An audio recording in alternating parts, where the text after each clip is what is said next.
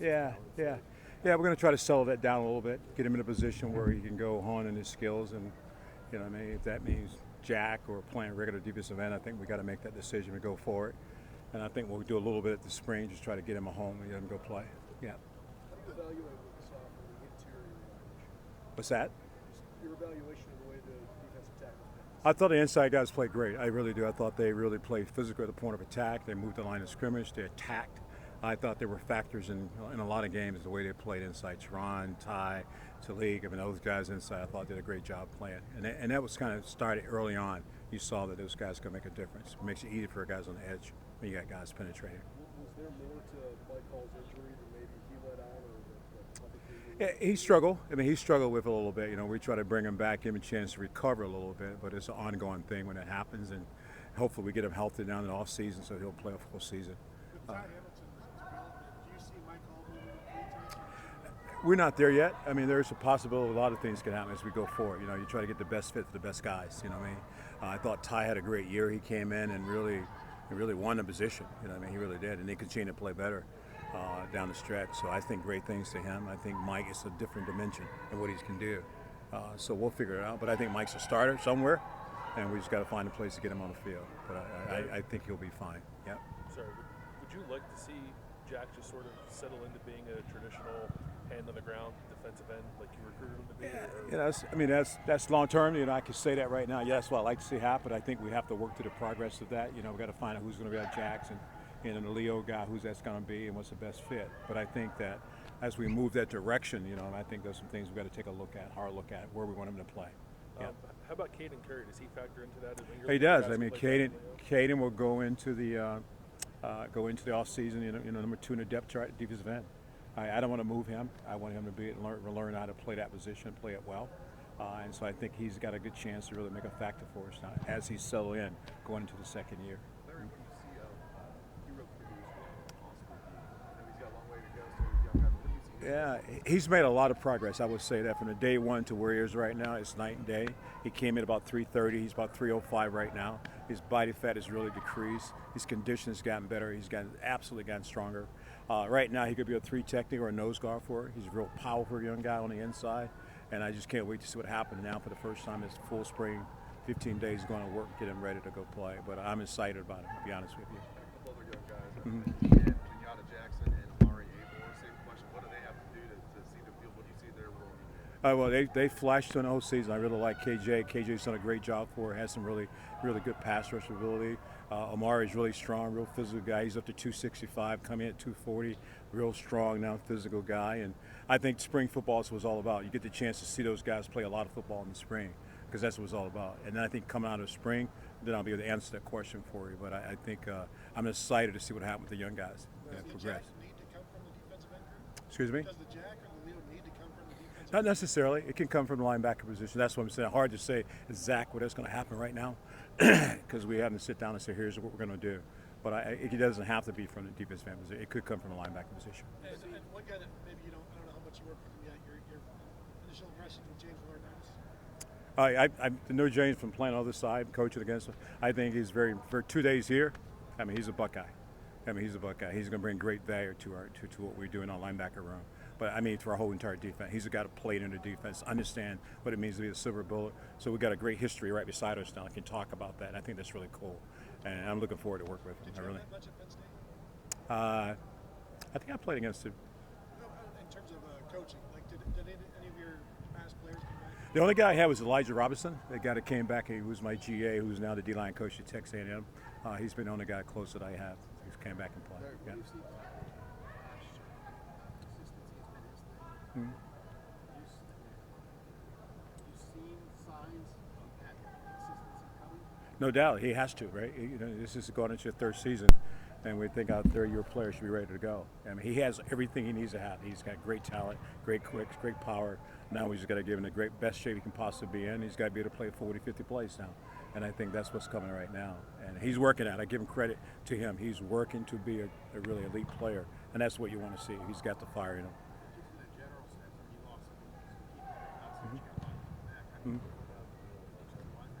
I feel good about it. I mean, it's early on. Like you like to get to a spring football. I know what we have in numbers. I know what we have on the field. Guys have played. Guys have been in games. So I'm excited about that. Now they got those roles changed now. Now those guys are going from 25 plays to 40, 50 plays. And that's a different mindset that you got to have. So I'm looking forward to see what happens in spring football.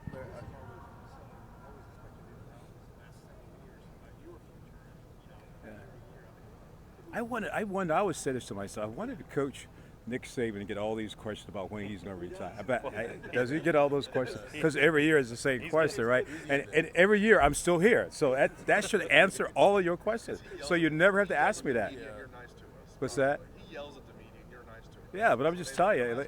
Until you see an empty chair here, then you know I'm gone. But come on, I'm still standing here. I'm still here. So let's write. Coach Johnson's still here. And that's the story.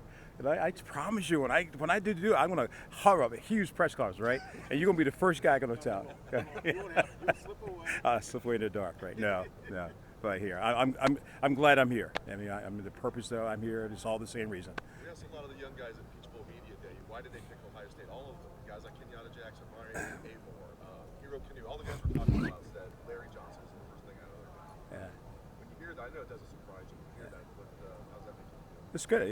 That tells us a relationship. There's still the relationship business. It really is. And we're getting away from it a little bit, but it's relationship and development. Those are the two keys. Really the keys to getting guys here. And I don't think that's going to change. I mean, it's certain for me, but I think that's important. Kind of building off of that, like the relationship thing, just the way you recruit, you typically build strong relationships, whether the kid comes here or not. But when you do get to the finish line and there isn't that payoff, given all the changes that are going on in college football right now, does it sting a little bit more, or does it make you feel like sometimes you need to maybe change your approach and how you go about things at all? I think college football has changed the period, right? The NIA deal is real. That is real as can be, and it's not going away, right? And so I still think it's about relationship and development. If those two pieces, if a kid doesn't want that, then you're probably not recruiting the right kid, right? Even though if you get 5-star, 6-star, it doesn't really matter. Is that you want the right kid to be in the program, and that's what we're looking for. Is the right fit, and that's still important to today's, you know what I mean, to find the right fit. And sometimes that may not be the fit because he's looking for something different. But you want to get developed. You want to build a relationship with the family that you know that you're going to take care of your son. You know what I mean? You might want to look at Ohio State because that's what it's all about. And I know you're big on depth and being able to rotate and keep Yeah. guys fresh. But in the past, you've had guys who are talented enough that maybe they shouldn't come off the field, and they don't come off the field. When you are evaluating that type of stuff and trying to figure out how I'm going to rotate versus should that guy not come off the field, how do you go about that process? To me, I know this question comes up all the time. It's about where we are in the game and how tired, how physical he is in the game. You can play a guy 90 play. I remember coming in the first time in 2014. Joey Bosa played 865 plays during the course of his freshman year. And for me, walking out, I said, that is ridiculous. That's a lot of plays for a guy. So how many of those 865 plays was he at maximum speed? You know what I mean? Because it's hard for anybody to do that, right? And so you want to make sure you have enough time that you allow your players to play at maximum speed at all time.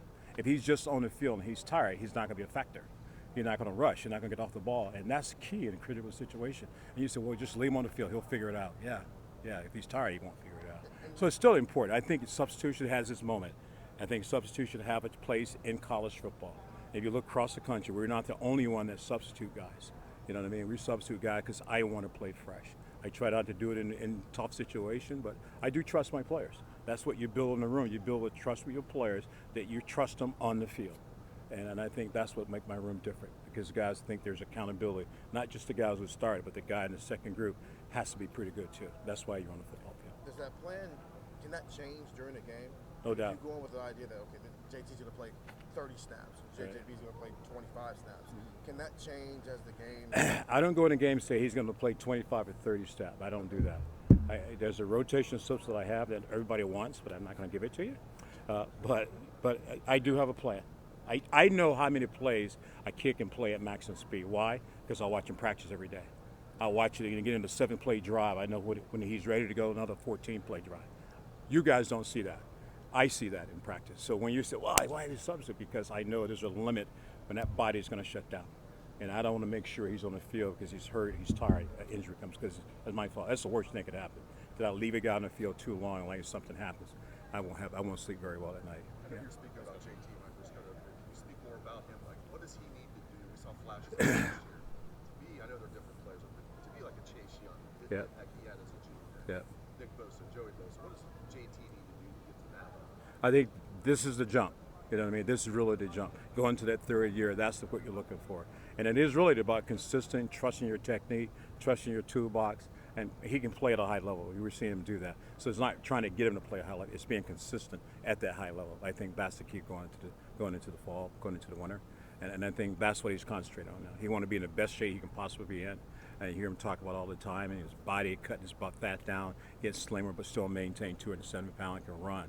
And I think he's got a good mindset going into the third year. He knows that the noise is out there, but it doesn't. It starts with him, not the noise. So, and I think that's what he's focused on. He seems like a natural leader. I know you said as a young guy it was tough to like really be vocal, but he had that speech that he talked about that a lot of people talked about. Yeah. And now, I imagine he's going to emerge as even more of a leader. Speak about that a little bit.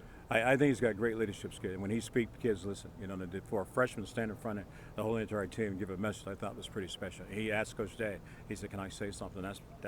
That's uncommon for a freshman to ask to speak to a veteran players. But he's got a lot of respect from the team. He really does. And I think when you have that, you have a chance to emerge as a leader. And I think he's got great leadership skills. And I mean, he's got great people skills. I think that's important too. Larry, forgive me if you've addressed this, but you've recruited longer than anybody here. Mm-hmm. If a kid said NIL's my number one thing, Yeah. do you stay away from him, regardless of talent? Does he fit in your room? Yeah, I think we don't talk NIL much, and I don't talk money when I go in and talk to players. I'm not allowed to do that. I think Columbus is a big city, right? So there's a lot of things that can happen in Columbus, and we try to share that with them, right? But since I said this early on, you want a guy that wants to be developed, wants to really have a relationship. And my story is that whatever you take now, if you have a chance to be a top player in the top fifth pick in the draft, are you willing to give that up for this one-time thing that you might get here, right? Or you can be a $90 million draft pick if you get developed. And so to me, that's still a part of it. And some kids, they don't want to hear it, and some kids do. And like I said earlier, those are the guys that we're attracted to at Ohio State University. Do you factor in family situation in that? I mean, Well, you have a lot of it could be greed, and some of it's just I want to take care of them. I think you almost have to. And it is what it is. NIL is what it is, and it affects everybody, not just the players. And like you said, it's impact families, whole 9 yards. And so I think it's a whole picture. If a kid say I'm going to so-and-so school because my dad, my mom, what are you going to say? Yeah. You know what I mean? You just got to respect that and move on. Are you amazed at what this has become? In a way, it's always been there. It's just been under the table. Yeah, this is real, and it's going to be here for a while, right? And I think that, again, maybe it changed recruiting a little bit, but I think we have a place for kids. We have an attraction here at Ohio State University. That you can come here, get a great education, get developed, and if your goal is to play on Sunday afternoon, we got great coaches here. You have a chance to do that. So I think the message is still the same. Does it make it? I don't know if easier is the right word. If you lose a kid to another place because of NIL, is it like it's not as crushing? Does that make sense? Because or is it's the energy you put into it until you get to that moment, right? Okay. It's almost like you want to have it on the table first, like, okay, where you're at, you know what I mean? Yeah. And then we can start the whole process. But it doesn't happen that way, right? Because they're doing the same thing, looking around, But no, it's tough, but you got to do it. You have to go through it, because you might trigger it. Another topic, a little off. Maybe this is off, but I know you're a man of faith. How much does that play into recruiting? I look around this program. I look at Mark. Mm-hmm. Is it a pipeline? Is that an advantage, a legal advantage to talk about? And every guy I see come in, CJ, all these guys, and I know you're in that. Yeah. How much do you use it? I'm a believer, so I'm just curious. Yeah. Like, is that an advantage? Yeah. That was an advantage, and my faith is always important to me. In terms of recruiting. In terms of finding those guys, no they doubt, know right. about you. No doubt. That's important. It still is. In the program. In what the about program. program also. Mark. Right. Yeah, there's a lot of Christian men in this building, and I think that's important too. You know what I mean? So I don't say where you walk on the roads, that's what you preach, but I'm not afraid to say who I am. Yeah. You know what I mean? And what I believe in, and I think that is the key to opening doors to the grandmother, the mom, that realize that, boy, my son or my grandson is going to be around a good man. This is a belief system. I think that's still important. And that builds the character of this program, does it not? Because you're always going to have knuckleheads. Just because they walk with Christ doesn't mean they're not a knucklehead. But you're filtering. That's in right. a sense. Is that fair? No doubt about it. Is that accurate? Yeah, that's pretty true. Yeah. Right? Yeah. And so I think as this place, as you've gotten more believers in the program, it seems like it's what's a rising tide Yeah. lifts all ships a Yeah. little bit. Yeah. I don't want to put words in your No, mouth. no, not necessarily, you know, but I mean, do you target guys in your recruiting? Okay, I know he comes from a Christian family. We got a shot at him. not I mean, necessarily. that sounds cold. Yeah, not necessarily. I don't think you can target guys just because of that. I think, you know, like faith, you know, like you come into the Lord is a personal thing. Right, Right. sure. You know what I mean? And then when it's personal, then you don't know when it's going to happen. You know, when that moment is going Right. to happen to you, right? Right. And so you may start like, hey, I didn't go to church. And when you get here and you're around same like people, that influence, athlete action, walking around in Yeah. the cafeteria doing Yeah. Bible study with our players. Mickey. It's right, kid. That's what changed, and I've seen it happen here. Guys come in. I have a guy in my room that had never opened a Bible until he sat in my office and say, and like let's start. Let's have a lesson. Yeah. Let's go through. Yeah. I mean, and that happens. So you're not really targeting those family, but it's great to see those guys come in and see them change as young men. Yeah. And come to the Lord, come to their faith. It's interesting how you guys do it a little differently than say Dabo and Clemson. He wears it right out there. Yeah. And you guys are a little more build relationship under the radar, maybe. That's right. Right, and build a relationship, but it's a real relationship because, you know, I mean, I always say that sometimes some coaches got some people got Bibles on their desk, and you open it up and there's just a Bible. Yeah. There's no marks in it. There's no. It's You know what I mean? upside down. That's right. so anyway, you know, it's just what you believe. It's your belief system. You know what I mean? It really is. But it is a positive mark for this program and this recruiting, and something that do you find that around the nation people kind of know Yeah. that this is a program I think people like know that? Maybe I- it's not Clemson Yeah, clear, but I think people know that. I think first of all, our Friday night sessions, our Friday night devotions are real. We have real people, real hall. And it's the best I've ever seen. To walk in and talk to our players and talk about life and taking the scripture and paraphrasing to fit their lives. I've never been around that. That's such power that our players get that every Friday. You know what I mean? Friday night they get a how many? chance. What numbers you talking? But the whole team listen. Oh, The whole entire team. okay. The whole entire team is listening to it. Right. You know what I mean? And that's where it starts, right? Someone has got to present it to you, and then you have to choose where you're going to eat the bread, right? Right. That's what it's all about, Good man. stuff. Thank you. Appreciate it. You got Appreciate it. it, yeah. You got it. Yeah. Yep. What's that? What? What's that? I said, every year because it's recruiting thing. They always recruit. Oh yeah. But I think like what's the movie Top Gun, all right? Top Gun. The guy that says he said Maverick, you're starting to become extinct, right? Remember that part in the movie? And he says, well, I'm still here, right? And I think that's the key. No matter what they say, and how many times they say, I think they realize now that I'm still here. Was it even a consideration for you? That's yeah. With JT, we saw the Penn State game. Yeah. That game, I don't Yeah. know if I've ever seen anything like that. Right. You can't expect that. No. He's got to No. That's right. But in terms of being a guy that off the quarters go, that's the first part. How close is he to being that? It's close. It's just, I think, like I said earlier, I think it's going from the second year to the third year is where you make the biggest jump. Because now he's played a lot of football. His first 2 years, he's played a lot of football for us. Played a lot more plays than I wanted to play as a freshman, but he had to play. Now in the sophomore year, he ended up winning the starting job. Now he's playing more. Now, from here to there, it's a big jump.